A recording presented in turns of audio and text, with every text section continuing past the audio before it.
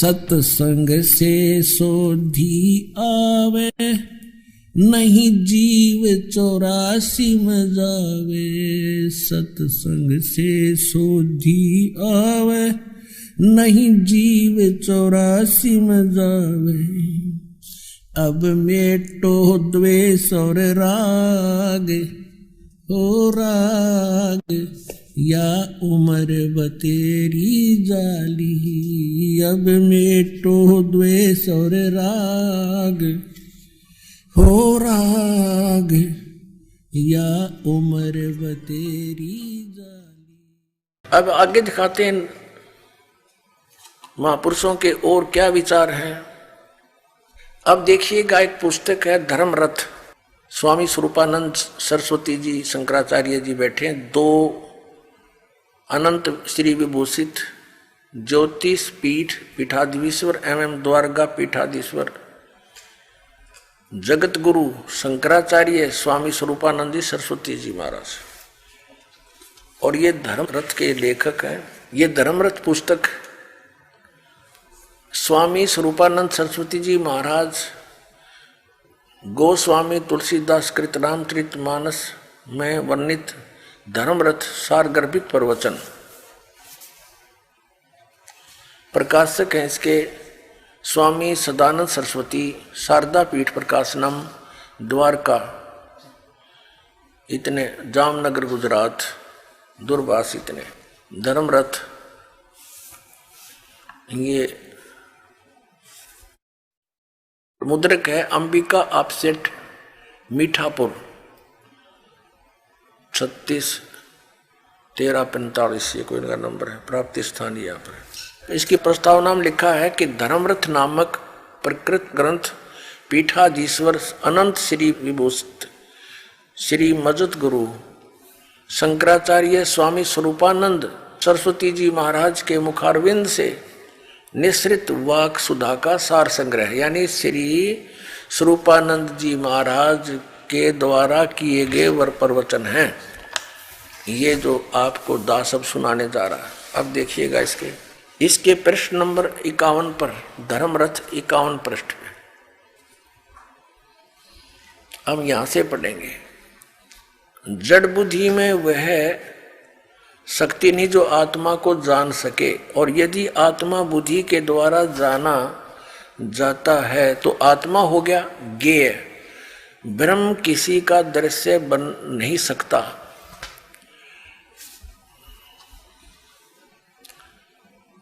दृश्य नहीं बन सकता, तो फिर बुद्धि ब्रह्म को कैसे जान सकती है?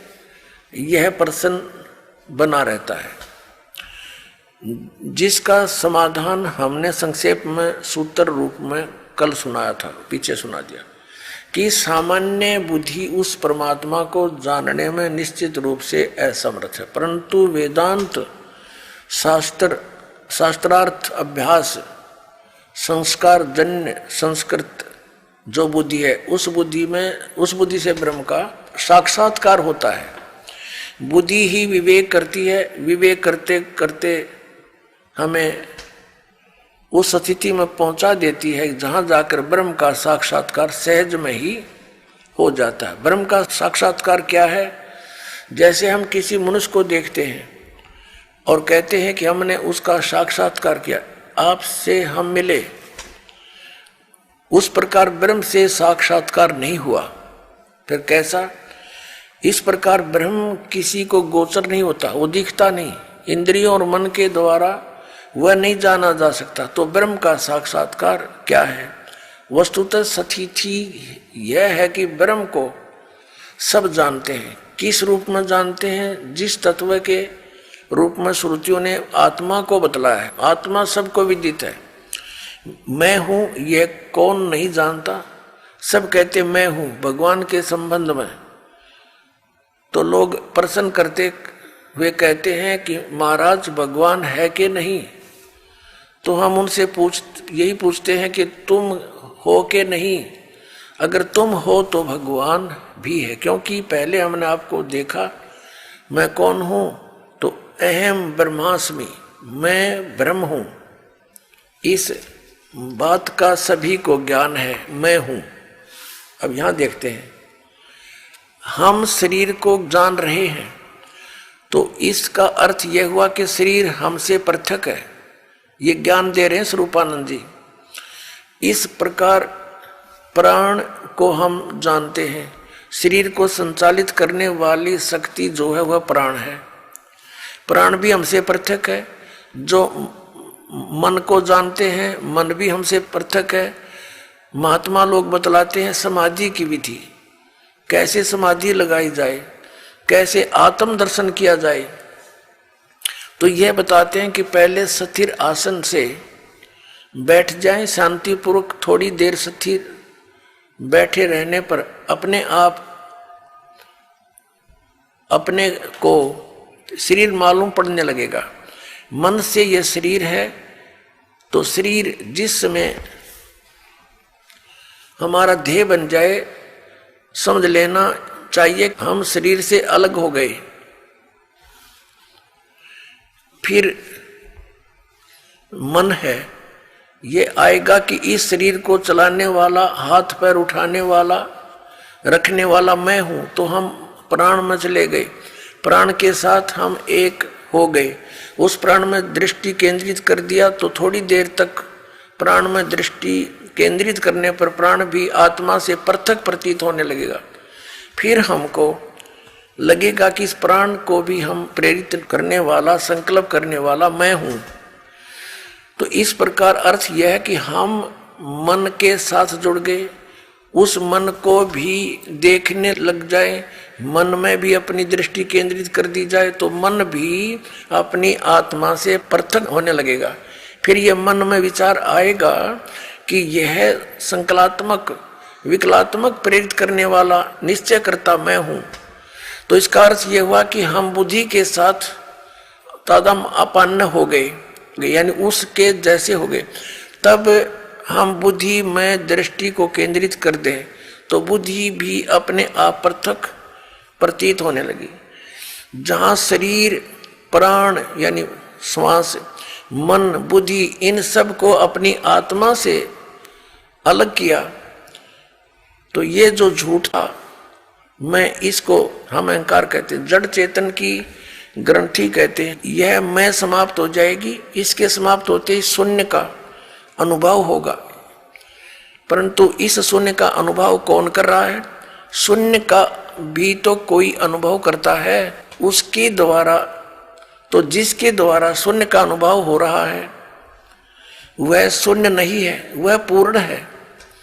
तो उसमें अपना चित्त स्थिर करके फिर उसको विचलित न होने दें। आत्मा में अपने मन को स्थिर करके कुछ भी चिंतन न करें। इस समाधि में जो अनुभव होगा उस समय वेदांत के संस्कार से युक्त इस अनुभव को समझ लेना कि यही ब्रह्म है। अब इनका कहने का तात्पर्य है कि जैसे हम समाधिस्थ होते हैं, उसमें पहले हम देखेंगे हम शरीर हैं, शरीर को भी कोई बोल रहा है कि ये मेरा शरीर है। फिर मन को देखते हैं, मन मेरा कोई और बोल रहा है। फिर श्वासों को भी, फिर हाथ पैरों को हिलाने वाला कौन है, वो कोई और है। तो कहते फिर कति शून्य हो जाओ, शून्य में आप कुछ भी ना चिंतन करो, फिर आपको महसूस होगा कि आप कौन हो, हम आत्मा है। तो ये जो आत्मा है ये पूर्ण परमात्मा है। इनका अर्थ ही है कहने का। और इसको क्लियर करते हैं, स्पष्ट करते हैं इसको। ये देखिएगा, आगे इन्होंने 56 पृष्ठ पर स्पष्ट कर दिया इसको कि अब देखो, जिसने परम ब्रह्म को जान लिया उसने जितना भी संसार का सुख है वह सब प्राप्त कर लिया, शेष कुछ नहीं है। ऐसी स्थिति उसकी हो जाती है। सत्यम ज्ञानमंतम ब्रह्म। अब यहां आते हैं निवृत्ति में। हम अपौर से वेद वाणी से सुनते हैं कि ब्रह्म सत्य है। ये वेद वाणी को अपौर से मानते हैं, किसी मनुष्य के द्वारा नहीं बोली गई, ठीक है।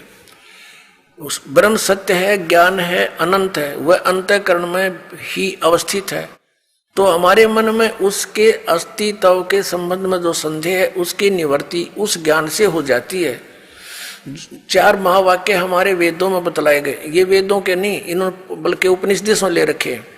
चार महावाक्य हमारे वेदों में बतलाए गए हैं, जिनमें अथर्ववेद का महावाक्य अयम आत्मा ब्रह्म, यजुर्वेद का महावाक्य अहम ब्रह्मास्मि, ऋग्वेद का महावाक्य प्रज्ञानम ब्रह्म, सामवेद का महावाक्य है तत्वमसि। तो ये चार महावाक्य बतलाए गए हैं। चार महावाक्यों को लेकर अर्थ किया जाता तो चारों का अर्थ एक ही हो जाता है, तत्वमसि। तत्वमसि ये 3 पद है। जिस प्रकार 10 ये ना अपनी तरफ से बना के 10 आदमी अपने आप को ना गिने ऐसे, तो इसका अर्थ ये सीधा सा हो गया कि मैं ही ब्रह्म हूं। ये अर्थ है इसका, तत्त्वमसि, वह